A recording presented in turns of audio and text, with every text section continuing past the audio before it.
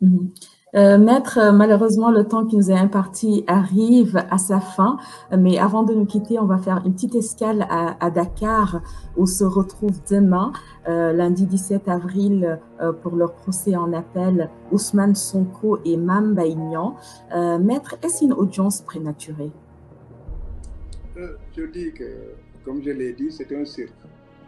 Et quand la politique entre dans le palais de justice, le droit sort par la porte. Mhm.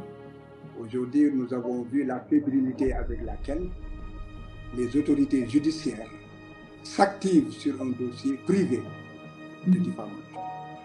Des incursions inadmissibles des autorités judiciaires, n'est-ce pas, dans un procès privé avec l'invention donc d'incrimination qui ne faisait pas partie des préoccupations de la partie privée qui avait porté plainte avec constitution de partie civile. Donc qui pousse le ministère public à mettre en mouvement l'action publique. Et là, vous avez vu pratiquement, disons que le discrédit qui est jeté sur l'institution judiciaire au Sénégal. Et cela par le fait du comportement simplement de certaines autorités. Vous avez vu dans quelles conditions on a enlevé comment dirais-je, un citoyen pour l'amener par la force comparée devant un juge. On l'a vu nulle part. On l'a vu nulle part. Encore que ce n'est pas un dossier criminel, c'est un dossier, comment dirais-je, délictuel, qui est encadré et qui fait partie des infractions classées comme infractions de nature politique, où les délais de prescription sont très courts parce que on ne peut pas, cela veut dire que cela présente un peu d'intérêt, n'est-ce pas, pour la protection de l'intérêt de la collectivité ou de l'intérêt général, mais ce n'est pas tout.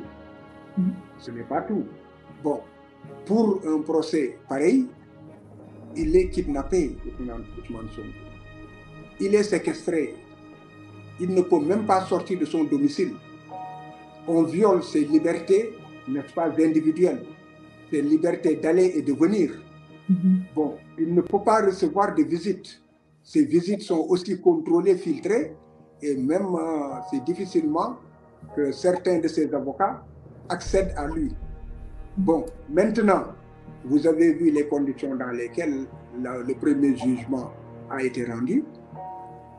Bon, chacun a son opinion, des raisons d'être satisfait ou de ne pas l'être, mais moi je dis que du point de vue du droit, n'est-ce pas, le droit a été assassiné par la décision, par la tenue de ce procès en violation des droits de Ousmane. Il était malade, il y a 3 certificats médicaux que j'ai moi-même amenés. Le minimum pour le juge, c'est de recevoir, c'est de prendre ces certificats médicaux, de les mettre dans le dossier et d'en tirer les conséquences qu'il veut.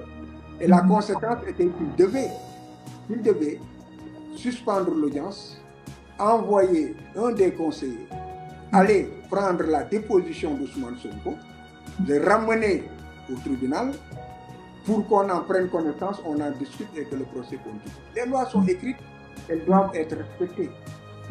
Donc, vous comprenez, tout a été en fait violé. C'est pourquoi moi, qui tiens aux règles de procédure, parce que les procédures sont les garanties de nos droits et de nos libertés, je n'ai pas été satisfait du tout, n'est-ce pas, par ce qui a été fait.